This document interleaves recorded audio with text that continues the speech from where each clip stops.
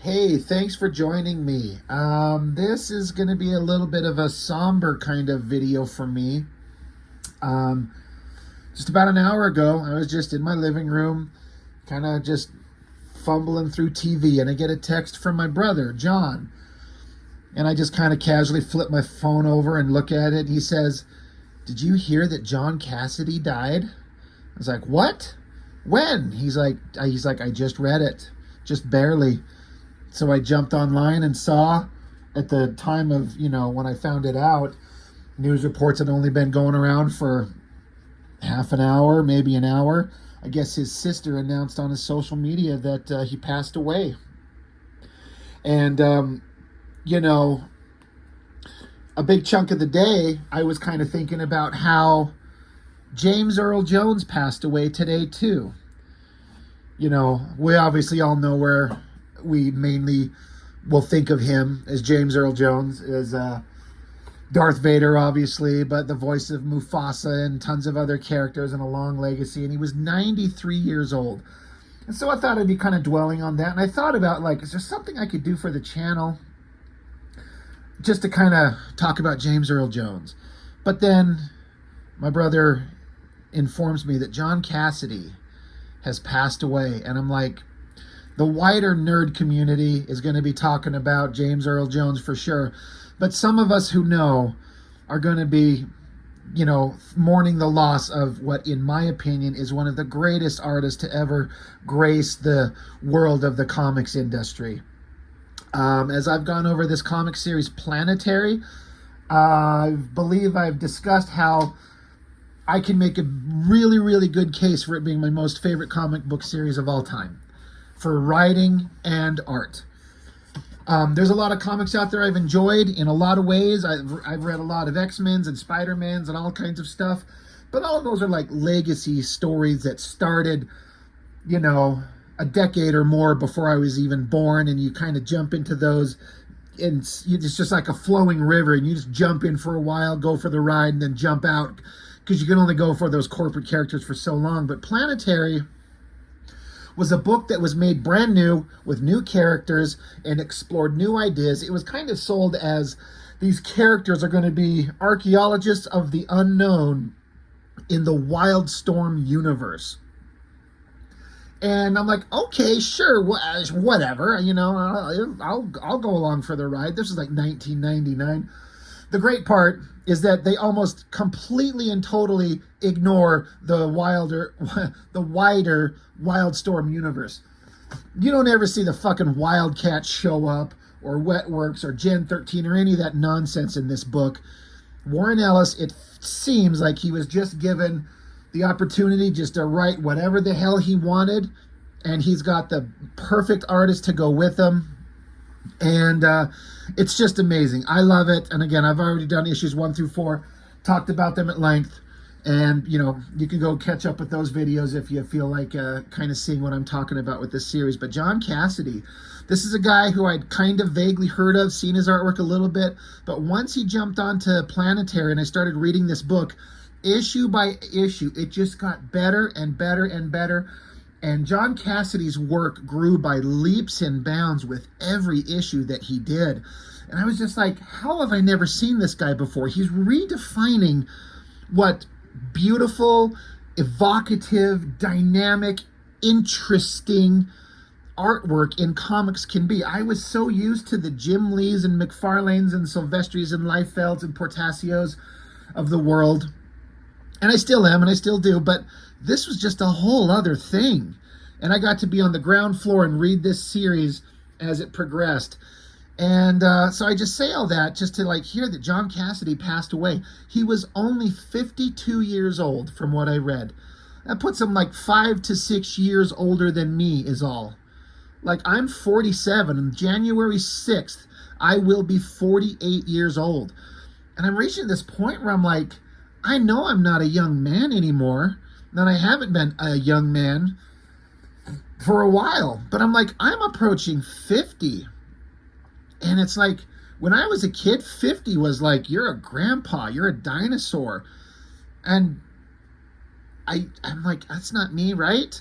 It's just as time passes and you realize that your youth is gone and your midlife is where you're at and your later years could be coming, and you never know. You never know what might suddenly happen just out of the blue, and it's all done.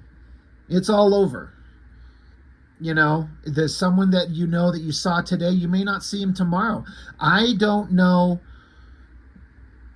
how, you know, it's hard to kind of imagine. Sorry, I keep getting distracted. I keep getting these notifications on my phone that I'm recording from here because I put up a post. I got a bunch of people kind of responding to it. It keeps distracting me. But just the idea that someone you know, family, friend, coworker, you saw them today and you may not see them tomorrow. You just never know. It could just be just like that. Someone could get in a car crash. Somebody could have a heart attack. A random bullet could fly through a window. You know what I mean? You just don't know. Life is fragile. Life is chaotic and random, and it's dispassionate, and it'll take out anybody, anytime, anywhere. And so it just kind of reminds me, like, I've had this feeling within me for a long time. Like, for those of you who follow my channel and like been watching me do the progression on my comic series, my fan comic, you know, not even something I can call my own, it's just a fan comic. But it's like, as I get older in years, it's like, I'm not going to be able to do this forever. Like, when I was younger in my 20s, I'm like, oh, there's such a long future ahead of you to be able to draw comics and do whatever. And it's like, God, you never know when it could all end suddenly. So it's like, it just reiterates to me, make your work, make your art, do it, jump on it, get going, make the thing, make something that will last longer than you will. Leave something behind for people to see. If you write, if you compose music, if you paint, if you draw illustrations, if you make comic books, whatever it is, go find your passion and just get it, make it, create it before there's no more time and before you can't. That's why I do what I do, and that's why I push so hard. When I was making my, putting together my most recent volume of my fan comic, Masters End, Volume 6, and a lot of you were kind of paying attention as I was doing my live streams and my updates. Like, I'd kind of listed how, or posted and talked about, I've been getting tired, and I've just been pushing so hard for so long with, working a regular job and working in having regular life events, having a house to take care of, children to take care of, trying to have somewhat of a social life and go on a date here and there, and then maintaining the YouTube channel and making the comic book. It's just, there's so much to do, but people were like, well, chill out, Rob, take a break. I'm like, I can't. I've got a date that I want to have this thing done by. And I have a comic convention coming up at the end of this month, and I needed to have it done. And I was going to be mad at myself if I didn't get it done. And it's done. It's at the printers. I should be getting it within 2 weeks. And there's this little part of me that's just like, as dumb as it sounds, I'm like catastrophizing or just having these dark thoughts of the worst type. Where you're like, what if I don't finish this comic book and for some reason I have an embolism in my brain in the middle of the night and I don't wake up and I don't get to finish my work? Do any of you out there have those thoughts where you're like, I'm making a thing, but please let me live long enough to get to this point to finish this thing? And I did finish it, and now I can relax, and I come home from work and I don't have to remember that I don't have a looming project at the moment. I can chill out and relax for a bit. I can work on art for fun. I can make up some stuff to do some art prints for the convention. I can just relax for a minute because I completed the work. But also, the next thing is on the horizon. Trying to think of what the next thing is going to be, the next project to do. So, I didn't mean to go on for 10 minutes, with a book of Planetary in front of us, talking about John Cassaday and not get into the comic. But John Cassaday, incredible artist. And as of the information given today, they didn't really have a reason as to why he passed away. They haven't announced how or why, just that I think I saw that he was in the hospital for a couple of days, and then I guess his sister announced on his social media that he's gone. So it just, hits when you think about creatives that you followed for years. I remember thinking this about when Michael Turner passed away. Incredible artist, fun-loving guy, class act all the way from everything I've ever heard, seen, read about him, and cancer got him, and he passed away, and he died at the peak of his powers. Like I said, life will kick you straight in the nuts, and like they say, like Stallone said in that movie, life will beat you to your knees if you let it. And it's about not how much you can take, but how much you can take and keep moving forward. So we're just going to keep trudging along. We're going to look at Planetary. I'm going to go through every issue, and I'm going to miss John Cassaday's work. I haven't seen him do much recently, but as long as an artist is alive, I'm like, there's a chance that artist will do something again. I still hold out, hope beyond hope, that Todd McFarlane will draw a fucking Spawn Spider-Man crossover. Or that J. Scott Campbell will draw anything. I don't care what. Draw a comic book. He won't. Joe Mad on occasion does. Travis Charest. There's so many artists that you're like, they're still alive. It's possible because they're still alive and we could still get some amazing work out of them. But once they're gone, like John Cassaday, now it's done. And all we have to do is look at his art, which will go on forever. So, issue 5, Planetary. It's so hard to kind of, I kind of liked it when I'm in a few issues into a series, kind of give a recap of everything that's been going on, but it's so hard with Planetary because it's such a difficult book to explain. There's this organization called Planetary.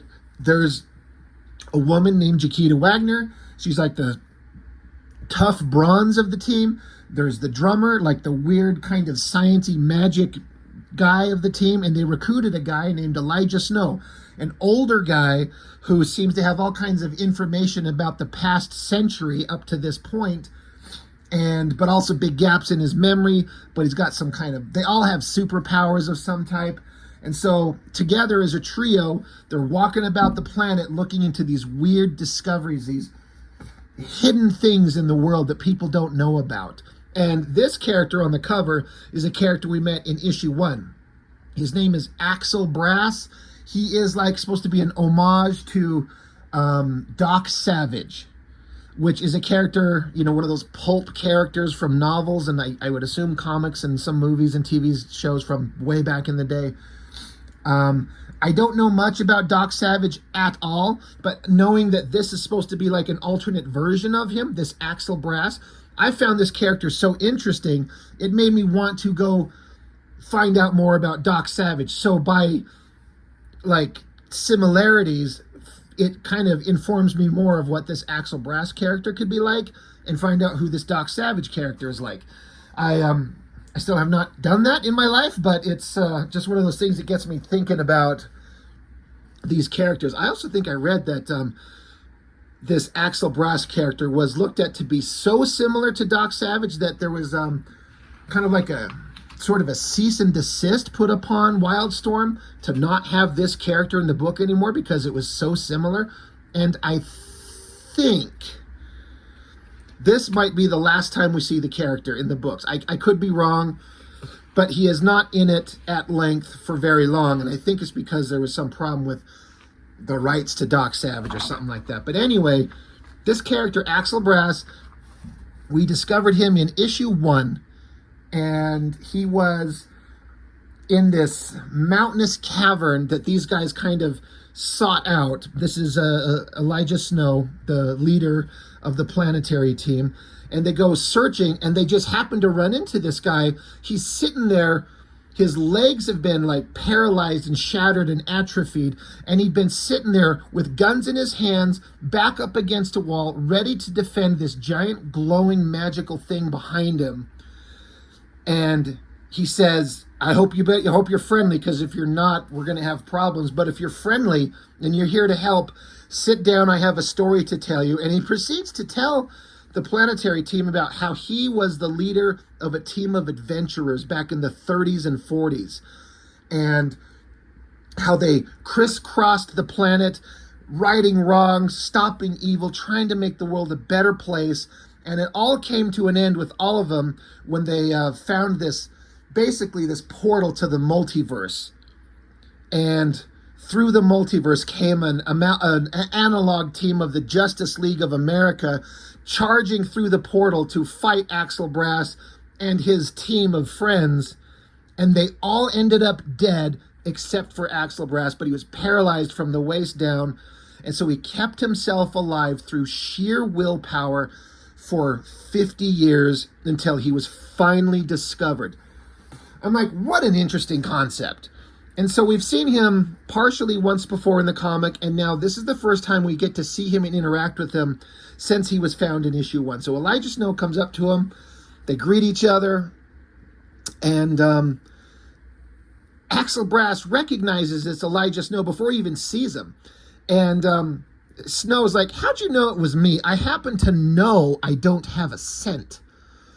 And Axel Brass says, I remembered from our brief meeting in the mountains, you have an unusual temperature emission. Plus, of course, your absence in the presence of the olfactory landscape, as it were. So Axel Brass is this incredible guy. He's like, he knows that this Snow guy is there. And he didn't even have to look. He could just sense his presence. He can just tell because he's smart and he can pay attention. He's got hyper senses. So Snow's like, you're a remarkable man. And so Brass says, well, so are you, which is kind of the point. And call me Axel. So then it cuts over and we get this page, and there's several pages like this in this book that are like designed to look like pages out of an old, I believe, like an old pulp novel or a book, kind of faded newsprint, showing these characters as if we're reading a story, a planetary novel about these characters back in their heyday. It just shows Axel Brass at the peak of his character, his presence, his powers, and then we keep jumping back to Brass and Snow having a conversation. So Elijah Snow says, we share the same birthday, you know. And so Brass says, no kidding, January 1st? And Snow says, January 1st, 1900. So Brass is like, well, how come we don't know, how come I don't know you better? And Snow says, I like to keep myself to myself. He says, I bet we have a mutual acquaintance, though, someone exactly the same age as us, Jenny Sparks. And he's like, her too? I didn't know that. I'll be damned. Is she still alive? And Snow says, with a vengeance, according to all the news channels. So what he's referring to, Jenny Sparks, is this character that was introduced in Stormwatch, which is another series that we'll be getting into at some point. I read the first 25 issues or so. It was pretty good. And then I stopped reading it. And then eventually Warren Ellis took over Stormwatch and made it profoundly interesting, ended Stormwatch and spun it off into The Authority, which people know now. And the meaning and reason for The Authority's existence has changed from what Warren Ellis made it to be. And I kind of don't like any modern iteration of The Authority at all. Warren Ellis's version of it was incredible, and Jenny Sparks leading that team was a brilliant, fun character. We'll get into those eventually. But she's part of these characters that they call century babies. They were all born January 1st, 1900. All born on the same day at the beginning of a century. And sometimes these people don't even know that, hey, we're from that same kind of, group of people that were born on the same day. So Axel Brass is saying something here. He says, he says, I figured you people from 1999, all you fellas had all the answers. And then Brass says, you could have told me it was 1999, When you found me, I could have handled it. You're talking about in issue 1, where he had his back up against the wall for decades, and they finally discovered each other. And so Brass says, 54 years. I thought it was like 30. That's not bad. I could have handled that fine. And then so there's this shot of his face, and then just a slightly more close-up look on his face. And John Cassaday does this amazing thing where there's this subtle shift to his emotion in his eyes. You can see this Axel Brass guy, who's so profoundly interesting and educated and confident and smart, but he's like, you could have told me that I'd actually, he had no idea what year it was, really. He just had a guess. But he had no idea he missed so much time, 5+ decades. This just subtle look of sadness in his face, just subtle. It's so well done. So you can see that the character is just getting eaten up inside a little bit. There's so much characterization given right here in these 2 panels, and it says so little. It's all visual and with the perfect kind of build-up. It's great. So then, as you flip the page over, it gets back into another one of these old-time pages, like showing, like we're reading from a book from when Doc Brass was a young man back in his old times, the 30s and the 40s.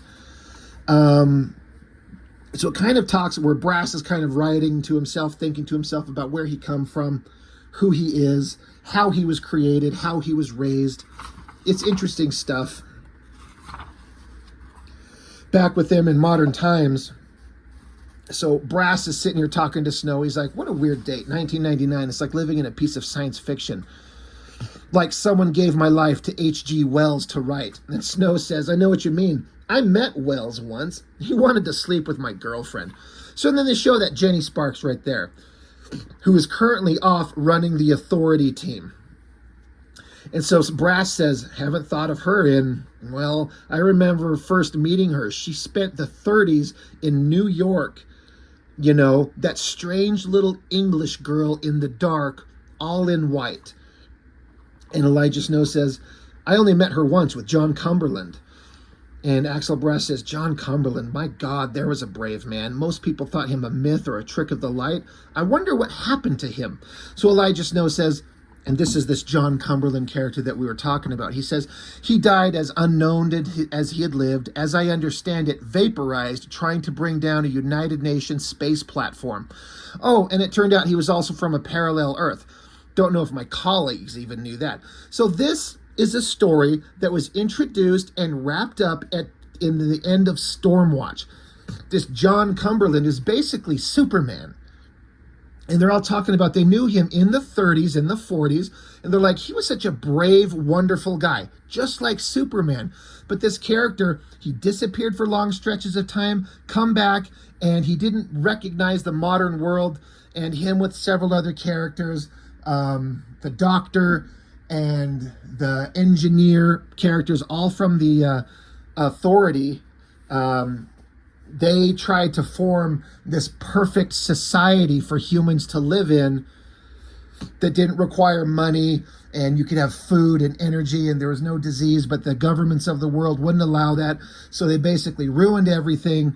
And John Cumberland here got so mad, he flew off to go take down the Stormwatch space station, which is a concept introduced in Stormwatch issue 1. They have this big space station, and they put up these shields while he was rocketing towards them to take it down, and he splattered against the shields and died. And it was a really good series. We'll be going over that. I can't wait to get into that Stormwatch series because it's the build-up and the history to Planetary and the Authority. Warren Ellis wove a great tapestry of stories. It was so great. And so Axel Brass is just like, my God, you know. And then as a flashback to when, I think that's supposed to be Brass. Yeah. Is meeting John Cumberland, just meeting each other and shaking hands back in the 30s when everything was a lot simpler and easier to understand, not the complicated modern world. So Axel Brass continues, we crisscross the world, making it right, making it strange, and the people never see our coming or going. And then we get another flashback to another scene of one of the millions of adventures that Axel Brass and his team had. There he is right there, standing there holding his guns, all these gross spider, like egg sacs with half human, half monsters in them, and these giant spider creatures with goggles. Down here, the little text says, beneath Chicago, Doc Brass fights for the future of man in the sprawling caves of the feral neo-anacrid variants bred by the murder kernels. Like, just that little paragraph just implies so much silliness and fun, like wacky 30s pulp adventure. Like he's, you know, this adventurer fighting these spider monsters underneath the caverns of the city. So crazy. Back with, in modern day, Elijah Snow says, when we found you, that was my first mission with Planetary, and I'm no wiser now than when I started. They're up to something, gathering information. Brass says, you sound like you don't trust them. Snow says, I don't trust anybody.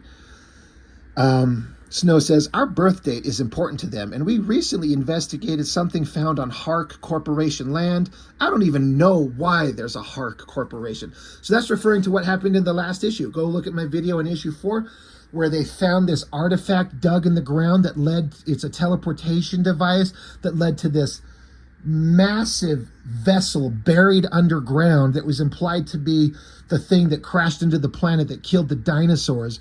They call it a shift ship, and it sails the realities of the multiverse.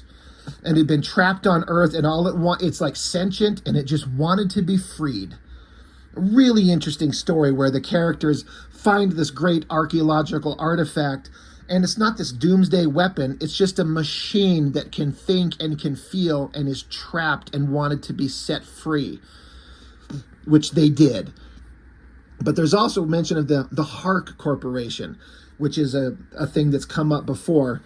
And so Elijah Snow says, he wants to know, like, you know about Hark. And Brass is like, well, I know, he knows about this character named Hark from back in the 30s. He says, because in the modern world, we know of Anna Hark, this younger, the granddaughter of the character that Axel Brass knows from back in the 30s. So Axel Brass says, Hark was the greatest mind the Asian countries ever produced, and that's a part of the world that's often touched by genius.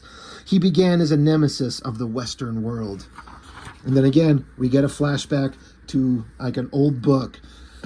And it has this text like you're reading a novel. It says the careful training and calculated breeding of almost 300 years had rendered Axel Brass capable of masking any emotion, even the extremes of grief and agony. Today, for the first time anybody could name, Axel Brass let the mask of years drop. And so you see, this is Brass here, and this is Hark there. It says Hark's strange eyes narrowed, his sharp oriental features otherwise composed. Here was a man of equal control, the very pinnacle of the ingenuity of the East contained in this tall, frightening figure. Hark had been the terror of the Americas, since the turn of the century, bedeviling Britannia and then America herself. Hark, Brass said, it doesn't have to be like this. We don't have to die here, and be sure we will both die here if we allow it. Hark's sinister visage remained still. Damn it, Hark, we're not your enemy. America doesn't hate you. It just doesn't understand you. We're on the same side. Hark's own mask slipped in the face of Brass's passion. We both want a better world for our people. This isn't mutually exclusive. For God's sakes, man, we're all on the same planet. So the idea is like, they're classic hero and villains, quote unquote hero and villains. But they come together and like, look, you just want what's best for your people. I just want what's best for my people. We all live on the same planet. If we combine our efforts, we can make everything we want for everybody happen rather than we just mindlessly fight each other. And again, I love that concept. So then it jumps over to the granddaughter. Anna Hark coiled herself into her father's life. She imagined herself a beautiful snake on a brightly patterned rug. If that snake moved carefully and was still at the right moments, then to the casual eye, there was no snake, only a beautiful bright rug. The world was just a gaudy pattern, and she, a lovely coiled thing of venom. Her father's inventions, her father's money, soon this could be a corporation in the Western mold. She would hide herself in the warp and weft of America, grow rich, and wait. And we saw her in the previous issue. Go back and watch my video on that. And then more of the team. So we got Brass and then several other characters that, again, this was the team that was introduced. We saw them all in issue 1 and in some other flashbacks in the other issues. This is the ancient team of adventurers that was doing all this amazing fun stuff that ended up all killed in that issue 1 when we found out about their very existence. It says, Hark understood that, indeed, he and Axel Brass could be a force to protect both the Orient and the world, while teaching the world to live with respect for its differing cultures. Hark's step into the light completed the secret society that Brass had spent 10 years gathering, an imitation of the group that spawned the system that led to his own birth.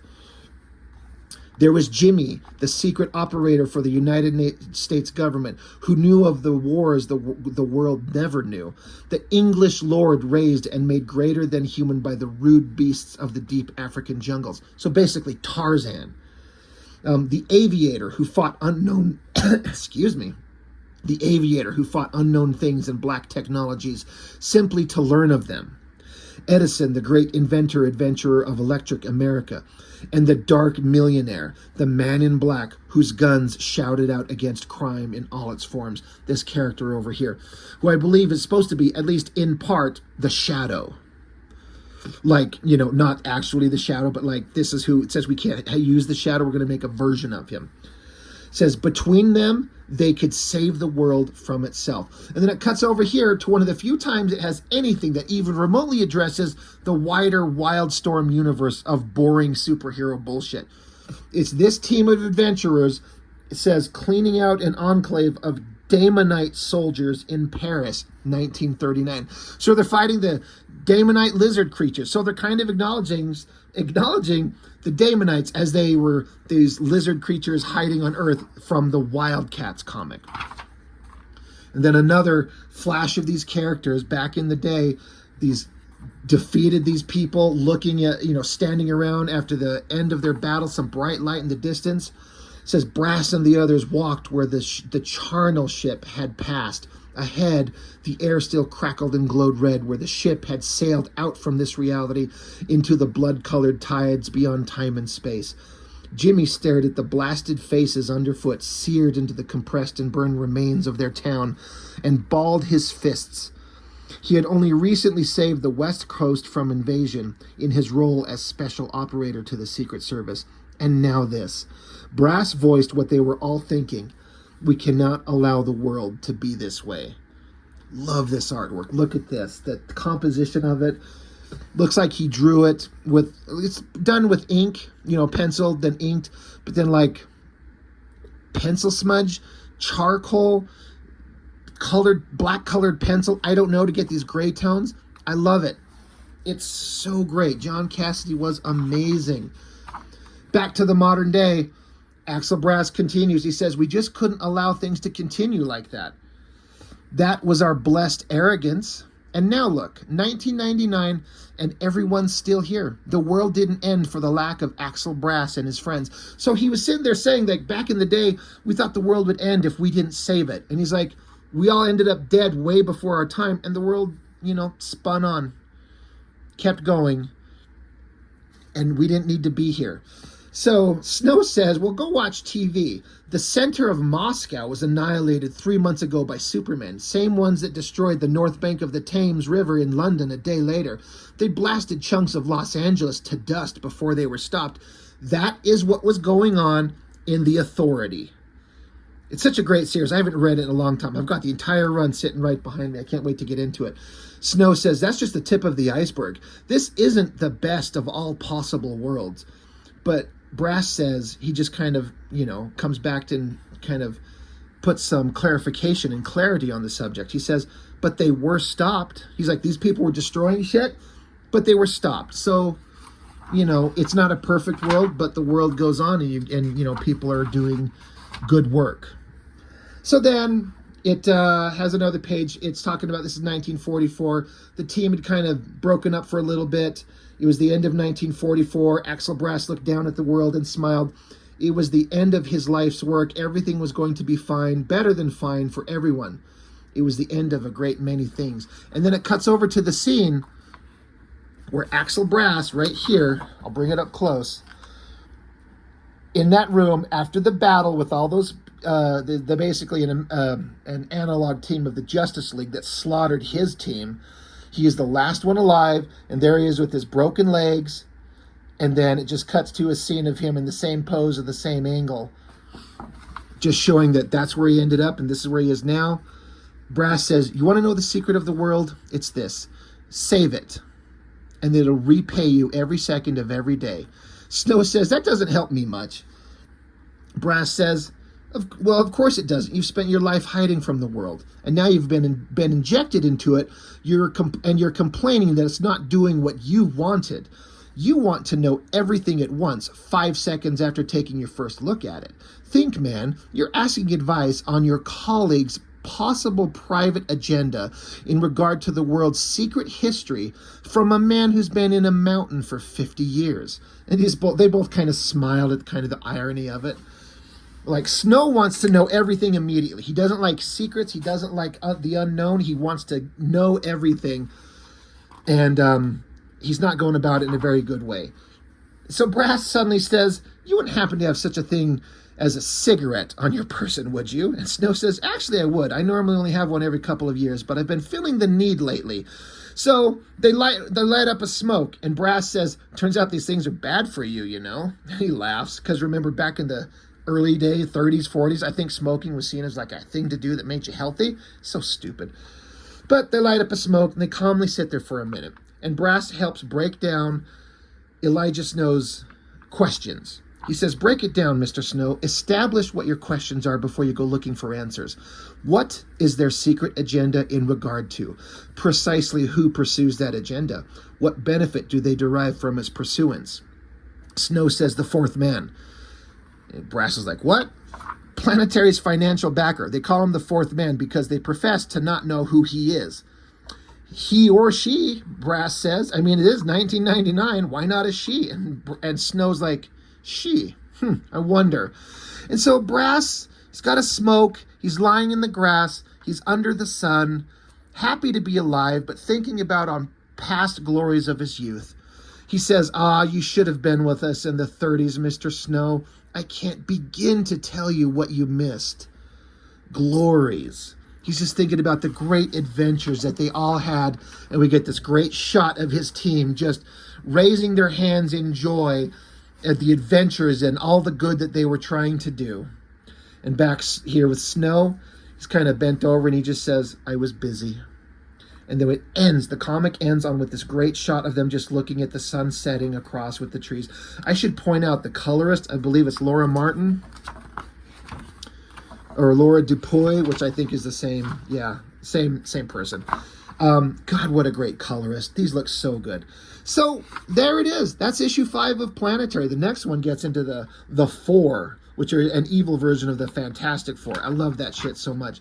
So a book that gives you some information, just enough to keep you intrigued and interested, but also raises more and more questions and doesn't resolve anything. It will. Every question you have that goes on in this book essentially will be resolved by the end of the story, and you'll get a whole complete picture. That's one of the things I like about it. It doesn't just spin on forever, never resolving anything. You get the answers to what you were wondering. And like I said, what a great series. And what a great artist. John Cassaday. If I had to say the only thing that he may have drawn that was like technically better is from a drawing perspective that I've seen. I haven't seen everything he's done. His work on Astonishing X-Men was so good. So incredibly good. I find it less interesting as a comic book because it's just tied to the X-Men, and for the same reasons I was talking about earlier, that X-Men is one of those things with this incredibly long history of convoluted nonsense, and it's still going to this day, and it's all disconnected. It's kind of hard to look at something like an X-Men run and, in my opinion, feel that it's better when it's a contained single story with a singular vision beginning to end. That's why I like Planetary better. But John Cassaday's work on Astonishing X-Men was so good. But just to wrap it up, John Cassaday passed away. And that sucks so much. So yeah, like I say, everyone, make your comics. You never know when you won't have the opportunity to do it. Stop thinking about it. Stop wondering. Stop saying, I'll get to it soon enough. I'll get to it later. I've got time. I'm going to keep developing. Just make it. Start making the thing. Start creating. Just start going and make a thing. You'll be happy that you did. Anyway, that's all I've got for Planetary. Rest in peace, John Cassaday. Thank you for watching. I appreciate it. I'll see you next time.